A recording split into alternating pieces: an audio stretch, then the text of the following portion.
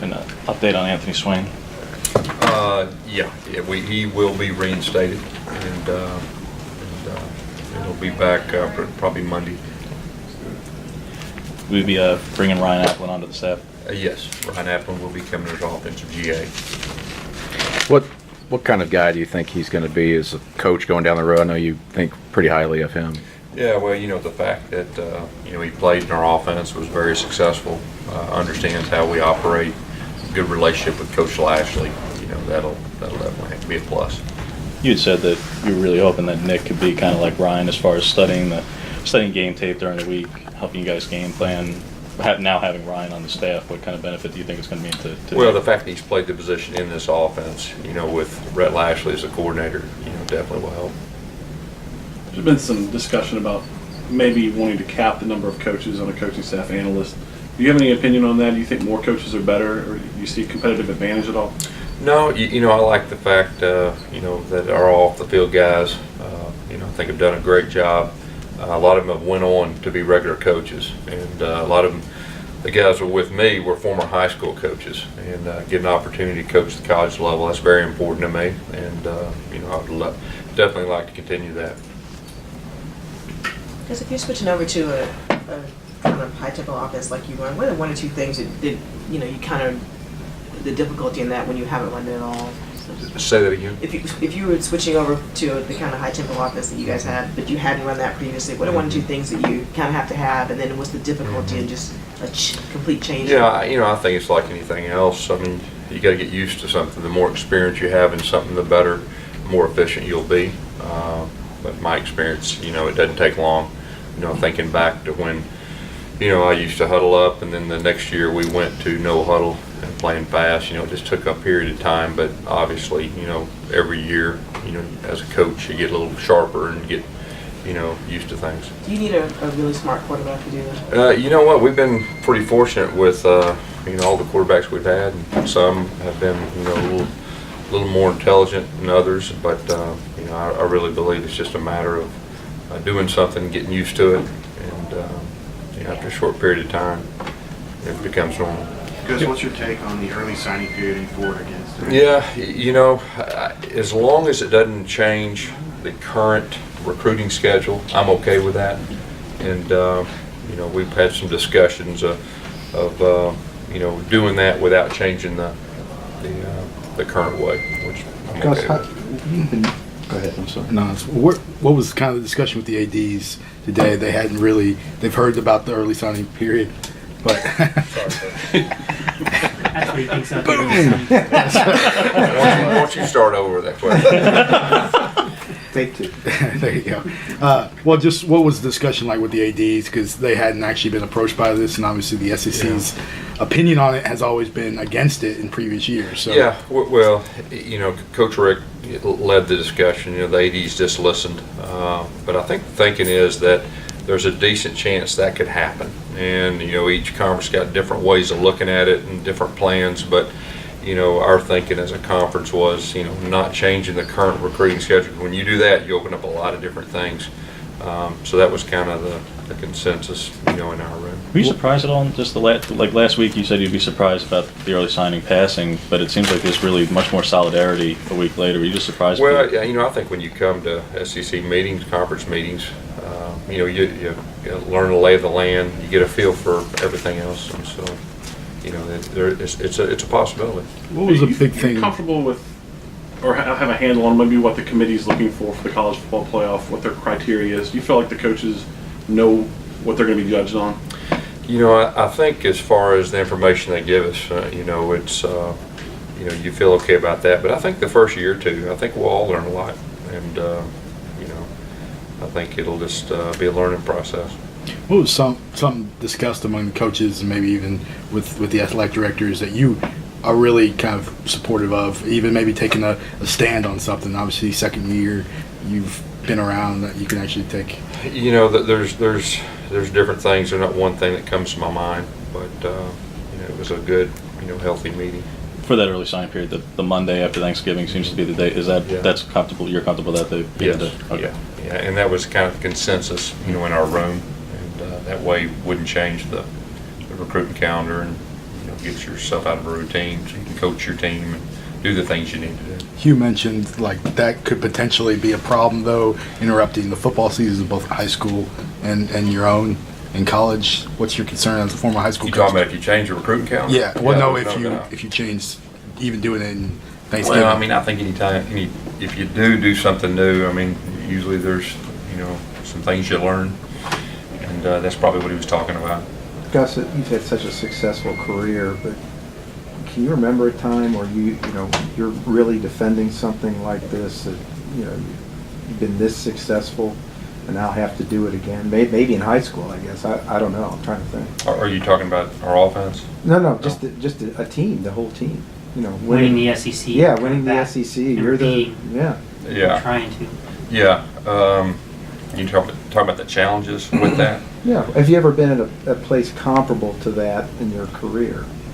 Where and I'm sure in high school. Yeah, in high school. Yeah. Definitely that. Of course, this is just my second year to be a head coach. Right. But the fact that, I've been in this conference before as a coordinator and kind of understand it, it definitely helps. Yeah. Gus, kind of change the speeds a little bit. You got Big Cat Weekend coming up this weekend. Just talk about what that means, the spectacle, and Yeah, that's been a huge recruiting weekend for us in the past. Something we've been very successful with, and we're excited about the upcoming weekend. Hugh and several of the other coaches come out saying they're really for adding a 10th assistant, full-time assistant, but also possibly cutting back on the support staffs. Just to the 10th assistant issue, would you like to see that added? Yeah, I'm fine with that. The 10th assistant, of course, like I said earlier, I'm satisfied with, the off-the-field coaches right now that we currently have. The camp issue that we asked about last week with Penn State and everything that you guys aren't allowed to do, that's come up. Have the coaches discussed that? It seems like everybody's obviously against Right. Penn State coming down. So Yeah, there's no doubt.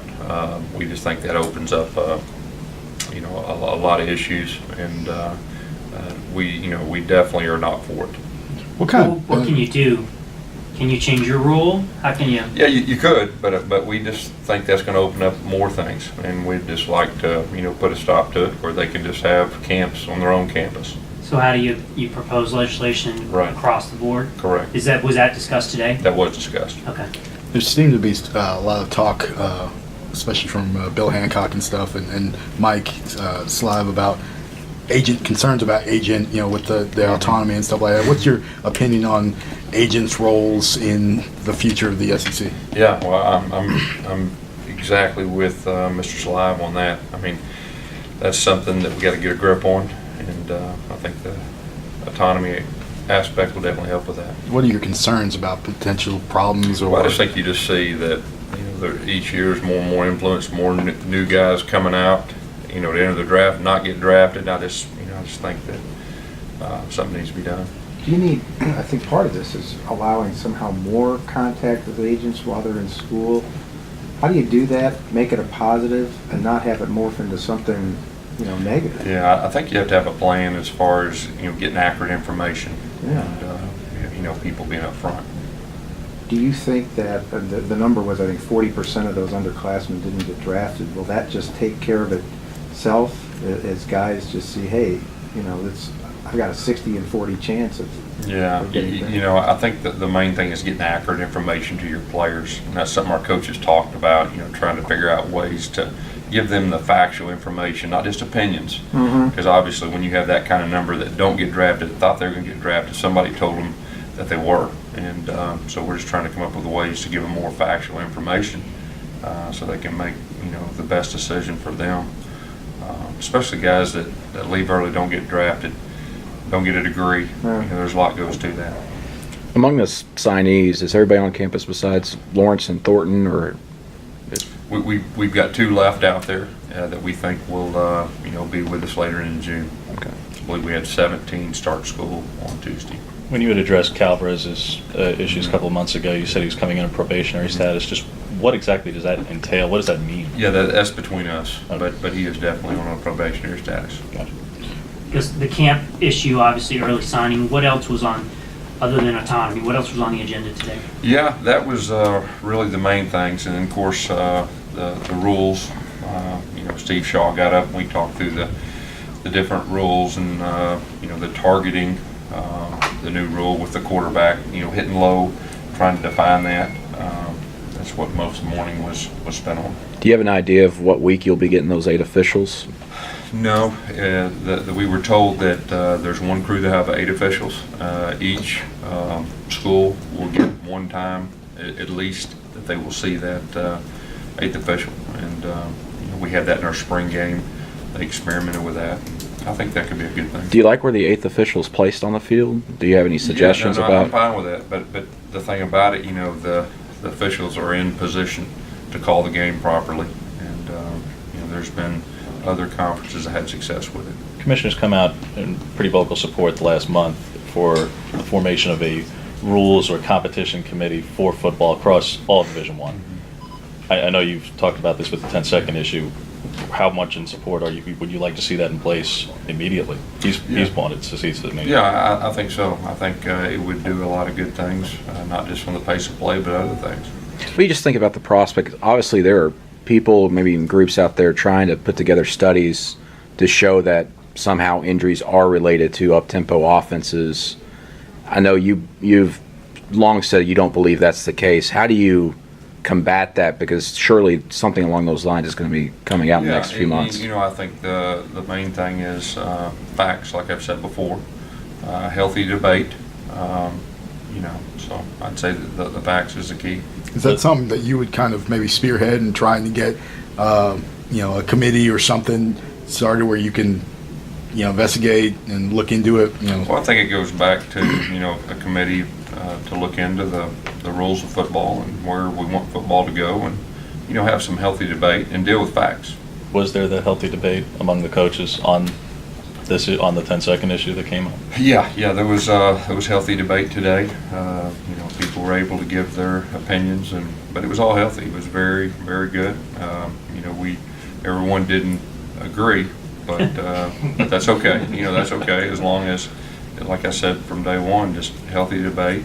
Everybody give their opinion, and but I thought it was, overall okay today. Do you still communicate with the other coaches in the SEC that are on your side with it? I mean, do you guys, because obviously there was reports out there you were talking to Kevin Sumlin, Hugh Freeze, I think the uniqueness is people are caught off guard, and so we were trying to get all the information and who know what and all that. But in a setting like this, you get a chance to hear everybody's opinion, and they get to share their side and their belief, and you can put everything out there. Is there anything from the other side you can kind of understand or maybe even believe in? You got to understand. I mean, this is it's what I believe in. It's what I've done for a long period of time, and so I've got my way of looking at it. There's been some back and forth about playing playing FCS teams, the drawbacks and the positives of it. Where do you kind of stand? Do you believe in playing FCS teams? Yeah, I'm okay with it. I know there is some coaches that are against it, but I'm fine with it. What is the value in that game each year for Auburn, though, Gus? Because I understand when you're on the road and putting that game between Georgia and Alabama for putting in November, but like last year playing Western Carolina and winning a game by almost 10 possessions, what is the value of that game? Well, I just think each year is different, and each individual team's different. Gus, you talk about opinion and perception and stuff like that, talk about the 10-second rule.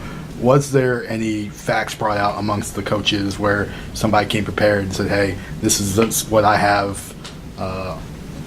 for the group? Or was it just all? It was just all discussion of their opinions and how they feel about it and why they feel about it. And like I said, everybody got a chance to visit about it. And like I said, after this next season, I think there'll be a lot of discussion on football, where we want it to go and all that. And I'm fine with it, as long as everybody gets their equal opinion and vote. What's it like for you? I mean, yeah, go ahead. To go with something that Brandon was asking earlier, I mean, Bielema was saying yesterday there's a study being done, by these guys who are against the who are against the hurry up no huddle. Yeah. I mean, do you and Hugh and Art Briles, do you have to kind of band together and get ready for that and have your own? Yeah, I mean, it's like anything else. I mean, like I said, if you're not caught off guard, you defend what you believe, whether it's with studies or facts. I mean, but that's healthy, and I'm okay with that. Well, you personally, you've only been a head coach for 2 years, and all of a sudden this is popping up. It's almost something new. I mean, when you say you're caught off guard by it, you just you almost have to shake your head a little bit, considering the timing. I mean, you've just had the success, and then all of a sudden it's No, you know, you just deal with whatever is in front of you. Like I said, all that happened really quick, and you know, was caught off guard, like I said. But you know, now we got time to look back and gather information, gather facts, healthy debate, and then you go from there. Take a few more. Like a lot of young head coaches, you've been influenced by, I cover South Carolina, you've been influenced by Steve Spurrier, Mhm. who was coaching in Florida in those days. So what's, as you have a personal sense of excitement being able to coach against Coach Spurrier this year since South Carolina's coming to the Plains? Yeah, I mean, Steve Spurrier is one of the better coaches ever walked the planet. And, you know, as a young high school coach and watching him at Florida with the fun gun and all that, I mean, that was very intriguing. Then you get a chance to, you know, coach in a league like the SEC against a guy like Coach Spurrier. That's a pretty neat deal. I got a lot of respect for him, and you know, very impressed with everything he's done. we hear he was knocking you and Hugh around the golf Yeah, course quite a bit he yesterday. beat us both too, yeah. So yeah, he almost made a hole in one. Anything else? How much is opportunities like this just to kind of socialize with your peers, and how much is this, you know, like events like this, work, you know, solely work? Yeah, I think it's real good. It's real good to get in a room with, you know, the guys in the conference, spend a good day and a half, 2 days together, and you know, share thoughts, share ideas. And, you know, I think it's very healthy.